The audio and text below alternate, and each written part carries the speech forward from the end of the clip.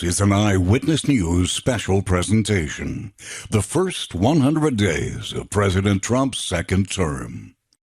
It is not a stretch to say it takes most presidents years and sometimes their entire administration to make a difference in people's lives. It's also not a stretch to say what President Trump has done in the last 100 days has had a tangible impact on most Americans. 100 days has long been the symbolic benchmark to measure early presidential success. But 100 is just one of the many numbers to consider here when examining the start of Mr. Trump's second term.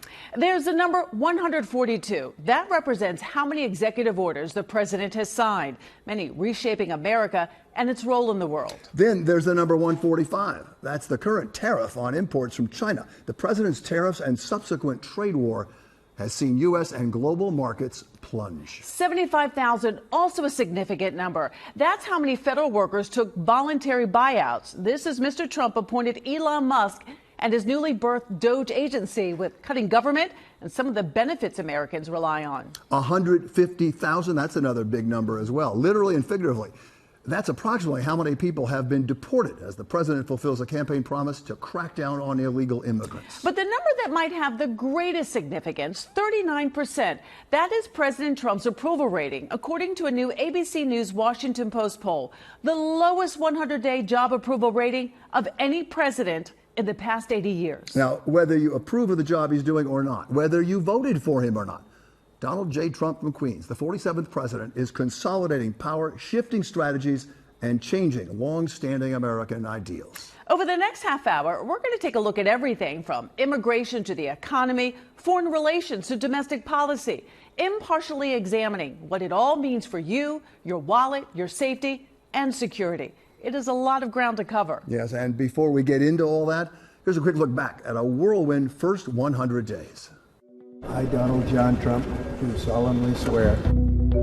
From this moment on, America's decline is over. Before heading to the inaugural balls, the president in the Oval Office doing what he said he would do, signing executive orders. Including declaring a national emergency at the southern border and ending birthright citizenship, requiring the government to recognize only two genders, and issuing pardons for the defendants charged in the January 6th attack at the Capitol. So this is January 6th. These are the hostages, approximately 1,500 for a pardon. Federal law enforcement officials conducted raids. Nearly 1,000 people were arrested nationwide as the Trump administration continues its crackdown. It's a landmark law that we're doing today. The Lakeland-Riley Act will give the administration greater power to deport migrants accused of committing a crime. We want to downsize government, but make it better. President Trump and Elon Musk's Doge works to reshape the federal government. The mass layoffs left thousands without jobs and more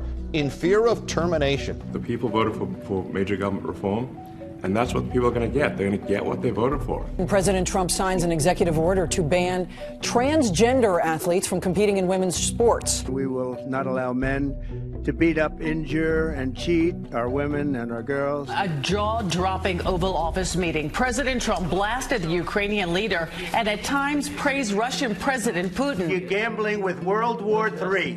You're gambling with World War III.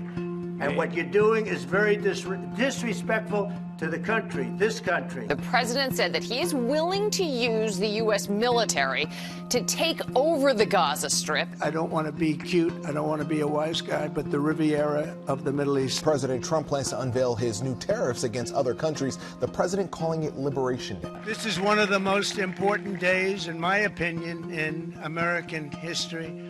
It's our declaration of economic independence.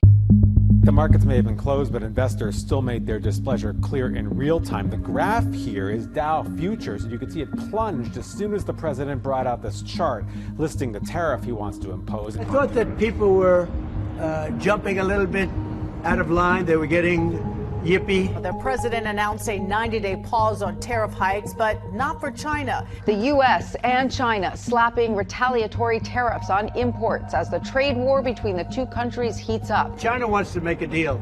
They just don't know how quite to go about it. We have had a great 3 months. They say maybe the best 3 months ever for a president.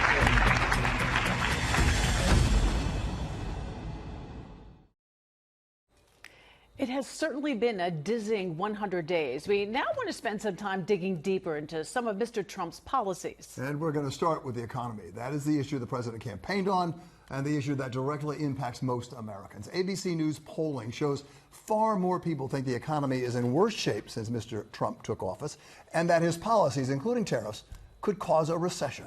Of course, polls are one thing, dollars and cents are another. The tariffs could cause the average American household an extra $3,800 a year. And the S&P 500, which has the greatest impact on people's retirement funds, has dropped nearly 8% since Inauguration Day. Eyewitness News reporter Lauren Glassberg takes a look at how Mr. Trump's economic and particularly tariff policies will impact New York and the entire tri-state.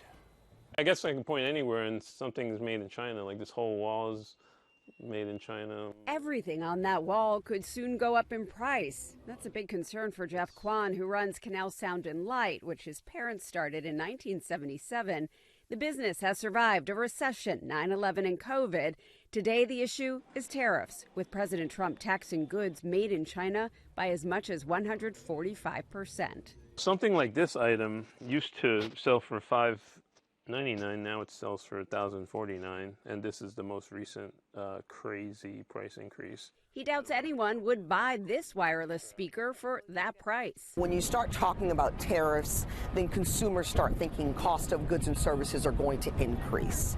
So that perception is concerning. Julie Coker is the president of New York City Tourism and Conventions, and she worries that tariffs could deter tourists who spend $51 billion a year in the city. Their spend is so important to us because not only do they create jobs for New Yorkers, but you're talking about people spending money in the restaurants, they're spending money in the attractions. And half of that money is spent by international visitors, which is why Coker is doubling down on a global tourism campaign.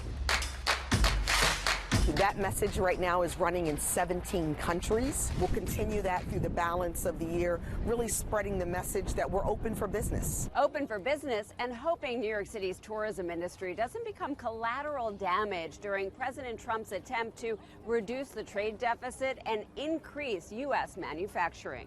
Consumer confidence has absolutely collapsed, and you can understand why. Economist Justin Begley of Moody's Analytics expects the president to monitor the impact of his tariff policies and eventually back off. The pace of which he backs off is very important because the longer that the effective tariff rate stays above the 20-ish% that it's at, the more damage is going to be done to the economy. Meanwhile, back at Canal Sound and Light, Kwan is anxious. Retail has already been kind of declining over the years, and then this is just like a biggest punch in the gut, like almost a knockout blow, you know. But he hopes it's more bluster than bite so that he can keep the family business going for another 50 years. In Soho, Lauren Glassberg, Channel 7, Eyewitness News. Wow, hitting the small business owner and hurting consumers' wallets. Can you imagine? If the economy has generated the most headlines in the first 100 days, immigration is certainly a very close second. It is also the issue where the president has had the most support. 46% of Americans said they approve of the way Mr. Trump is handling immigration, which is higher than any other political issue handling President Trump. You might recall that just days into his second term, there were immigration raids across the country, including right here in the Bronx and Paterson, New Jersey. But there have also been questions about who has been taken into custody and, in some cases, deported. Eyewitness News reporter Sonia Rincon spoke to a father whose son was taken to a notorious prison in El Salvador and has more on Mr. Trump's immigration policies. When 19-year-old Merwil Gutierrez was swept up in a raid in the Bronx while his father was at work, his dad thought the worst that would happen was that he'd be deported back to Venezuela, but never that he'd end up in the Secot prison in El Salvador. Salvadoreño no es. He's not Salvadoran, he's not a gang member, he's never been accused of a crime, says his father, Wilmer Gutierrez. He doesn't even have a tattoo, he doesn't belong there.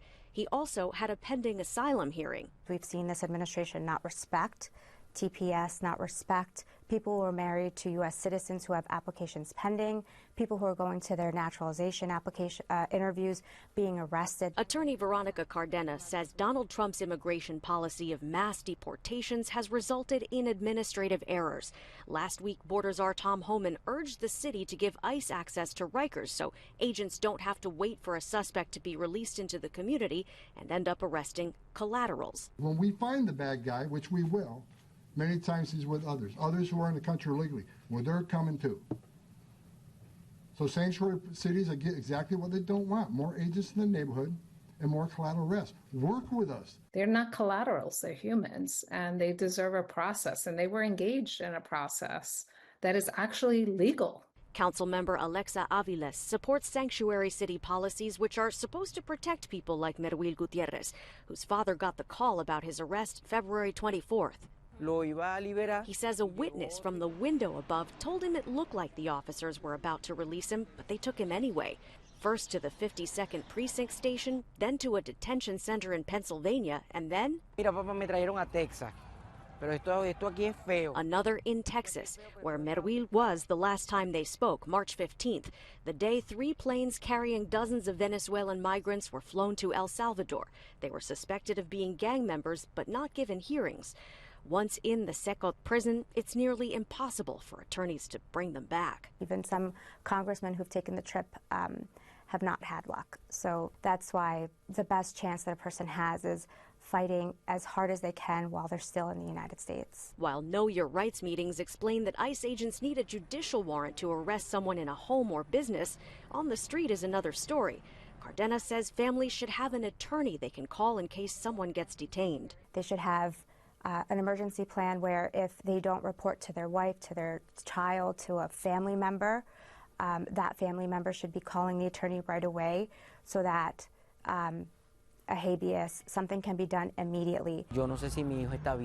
Wilmer Gutierrez says despite having an attorney, he has no idea how his son is doing, and that he may be 19, but he still sees him as the little boy he raised after his mom died. Toda la vida. Saying they haven't been a part in all Merwil's life, as they've tried to work for a better one. Sonia Rincon, Channel 7, Eyewitness News. The issue of immigration front and center here in New York, and not just because we're a sanctuary city. You may recall the Trump administration helped get the corruption charges against Mayor Adams dropped, arguing the case could impact Adams' ability to assist with federal immigration enforcement. And since then, the mayor has, for the most part, remained in lockstep with the president, at least when it comes to immigration, including plans to open an ICE office on Rikers Island, a move that was just delayed by a judge. And we are just getting started on this Eyewitness News special presentation. Coming up, the president and DOJ. We'll take a look at how Mr. Trump and Elon Musk plan to cut down on government waste. Is it working? And what else has been the fallout? Two questions we're going to explore. Pardon me. Plus, from Columbia University to congestion pricing. We'll show you how the president continues to get involved in happenings in his hometown. And later, I really feel that President Trump has set the hostage crisis at high priority, and that he is continuing his efforts to move forward. And we'll hear from a Gaza hostage who credits the president with saving his life, and his message now to the commander-in-chief. We'll be right back. Your money is being wasted, and the Department of Government Efficiency is going to fix that. We're going to get the government off your back and out of your pocketbook. That was Elon Musk speaking at Madison Square Garden a week before Election Day last year. Immediately after the inauguration, Musk and his Department of Government Efficiency, or DOJ as it has now become known, went to work looking to root out waste, fraud, and abuse. But along the way, there were plenty of controversies. DOJ all but demolished agencies like USAID and decimated others through buyouts and layoffs. Most Americans agree that government is bloated. But do they agree with the way the Trump administration is looking to fix that problem? Dan Krauf takes a closer look at DOJ during these first 100 days. It's been pure chaos. As an engineer, Osama Shabazz isn't used to chaos. He's used to predictability and precision. I feel like my hands are tied behind my back. For years, he worked in the private sector, helped engineer additions to Grand Central Station and the new LaGuardia Airport. before moving into the public sector last summer, engineering people's taxes for the IRS. Usually they are large corporations or high net worth individuals. So it's your job to make sure that they're paying what they owe the government. Yep, that's exactly my job. Says it was more rewarding until 7 months into the job, he got this termination letter, along with 7,000 probationary IRS workers. It felt terrible. It felt like a slap in the face. Then another letter a few weeks later. He was being brought back to work after his union filed a lawsuit, but on paid administrative leave. No office, no official work to do. I want to come back to work. You are an educated, resourceful engineer. Yeah. You could work at a lot of places and make a lot of money. I could work anywhere.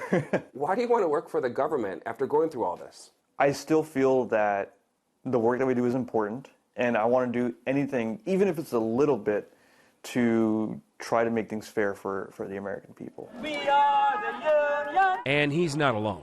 Workers at many different agencies have been protesting the cuts made by the Department of Government Efficiency. We do important work for the public. We want to keep working. Let us work. Get out the way, George. Get out the way. For many of them, their futures are on hold. There is a lot of excess employment that doesn't need to be there indefinitely. Judge Glock of the policy think tank Manhattan Institute says former President Biden added jobs and added to the deficit with executive orders.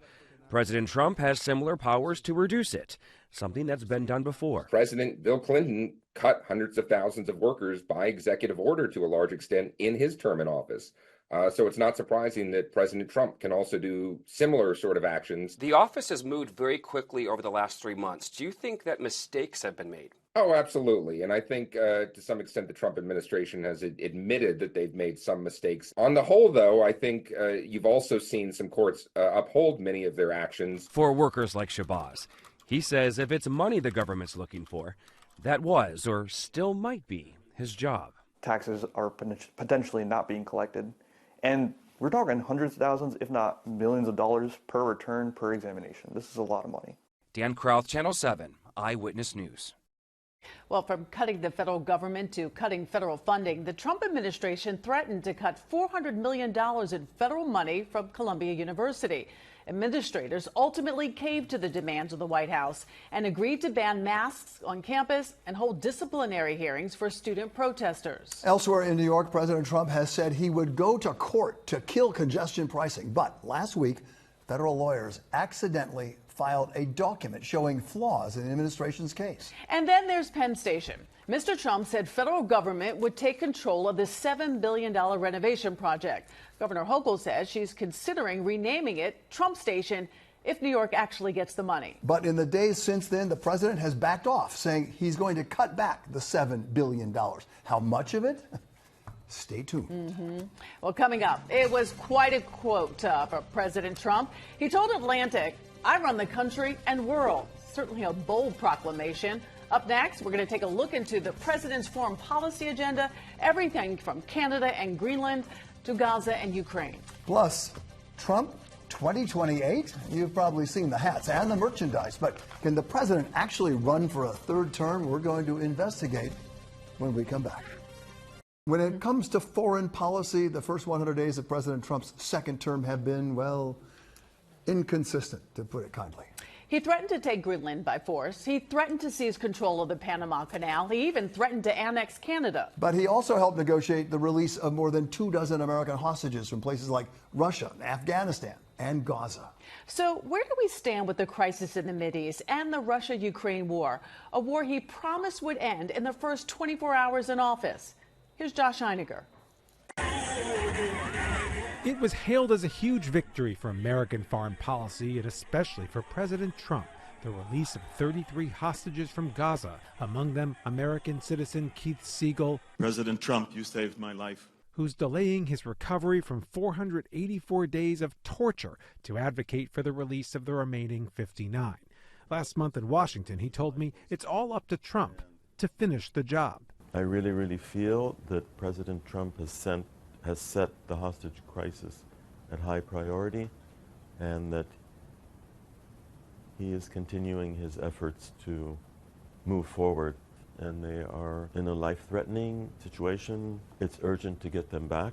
The problem is, no sooner did Siegel come home early this year, the progress stopped cold. So we're going to develop it. As Trump spoke of buying Gaza and clearing Palestinians out, the ceasefire ended. Fighting picked up right where it left off, and a president who campaigned on ending wars ran headfirst into reality. It's very hard for him to claim a victory anywhere. Stephen Cook is a senior fellow at the Nonpartisan Council on Foreign Relations and says the Middle East, where Trump revived a deal negotiated months earlier by the Biden White House, is just one example of a world still on fire. Candidate Trump promised to extinguish the flames from Gaza to the war in Ukraine. I'll get it done before even becoming president. But 100 days in, Russia is still bombing Ukraine. Trump, You're not in a good position. whose Oval Office blow-up with Ukrainians President Volodymyr Zelensky made headlines around the world, has now resorted to yelling at Russia's President Vladimir Putin on social media. These are really hard problems. President Biden wasn't able to bring the Ukraine war to an end, wasn't able to resolve the situation in Gaza, wasn't able to get the Iranians into a negotiation. Of course, he was criticized by President Trump and others for all of those things. And when it comes to Iran, Cook says recent talks geared toward reducing that country's nuclear weapons program look a lot like the Obama-era deal Trump killed in his first term. I'm just a dad and want my kid back. And as for Gaza, Israel won't settle for anything less than the destruction of Hamas, which won't release the hostages unless the war ends. It's the hostages and their families who are caught in the middle. Brooklyn-born Ruby Khan, struggling to get the remains of his son Itai, one of 5 Americans Hamas still holds. President Trump has spoken about America first. And I say, when it comes to America first, what about the remaining 5 U.S. hostages? Josh Einiger, Channel 7, Eyewitness News. Wow.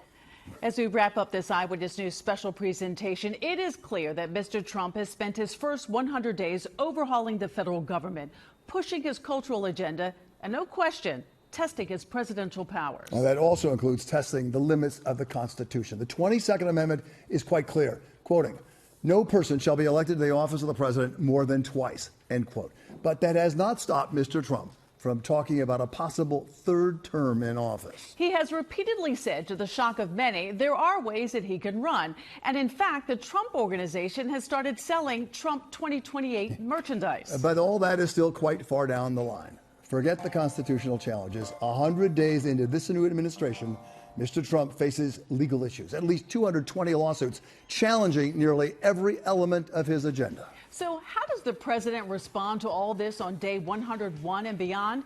Tonight, we will hear from Mr. Trump himself. And in just a few minutes, he will address crowds of supporters at a 100-day rally in Michigan. And right now, you're looking at live pictures at the city of Warren, a suburb of Detroit. And at 8 o'clock tonight, be sure to tune in to President Trump, the first 100 days, the interview in the Oval Office, right here on Channel 7. And you should certainly carve out time to watch this because, as we have said, so much is at stake. So much at stake. Thank you all for joining us tonight. Eyewitness News at 6 begins right after this quick break.